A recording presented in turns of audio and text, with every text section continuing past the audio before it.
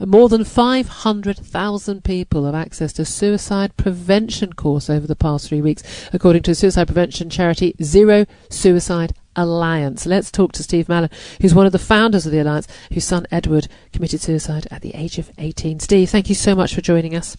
Good morning.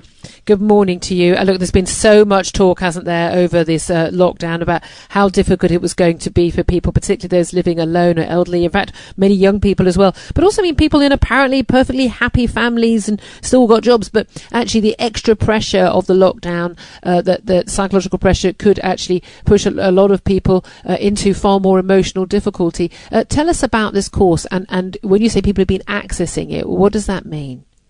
Well, essentially, I lost my son about 5 years ago, tragically, to suicide. And it obviously became very apparent to me at the time that mental health services in this country, long before the pandemic, were clearly deficient and in need of improvement. And it was also very clear that our approach to mental health and suicide was one that it was beset by stigma and difficulty, and was a very difficult issue for us to discuss, openly as a society. So we created the Zero Suicide Alliance. It was ratified by government about 3 years ago, and we've developed an online training resource, which I would very much direct people to look at, which is essentially designed to dispel the myths associated with mental health and also the myths associated with suicide, and to arm people. It's designed for the general population to be able to deal with people in crisis to a certain degree, and to also dispel the myth that suicide is inevitable. Now, clearly, the current crisis has thrown into greater prominence our well-being and resilience as a society. Indeed. I think for a lot of us, lots of activity. For a lot of us, I think it's actually been, almost, it's not ideal. I think a lot of us like to be out and about. A lot of people worried about their jobs, but for a lot of people, it's been something. If you're fairly happy in yourself, got a happy family, it's been much easier to deal with. But a lot of people are in really dire conditions, in terms of their family structures, their home lives, and indeed financially. And this has just added such huge pressures. And a lot of people be worried about people that they know, people they work with, who perhaps not in touch as much, people who are their family members, are concerned about people who are having to isolate completely. And I have to say, even some people I know who are the most sort of positive about life, who've had to isolate completely alone because of their health conditions, have found this really very, very distressing.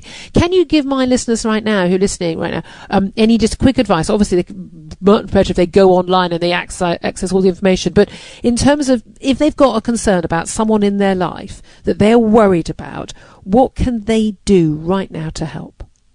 Well, two things. Firstly, I think we need to be a little bit careful about being overly alarmist about the current situation. The infinite variety of the human experience. Some people enjoy isolation. Some people have very positive family environments.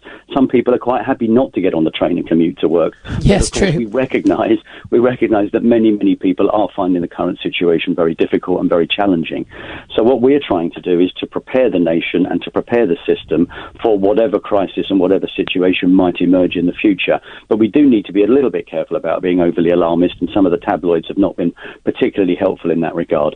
If you are concerned about somebody, this is one of those issues where it is historically very easy to walk on by, to not give it much thought, and to hope that things will be okay. Let's invest ourselves as citizens in the well-being of those around us and our fellow people.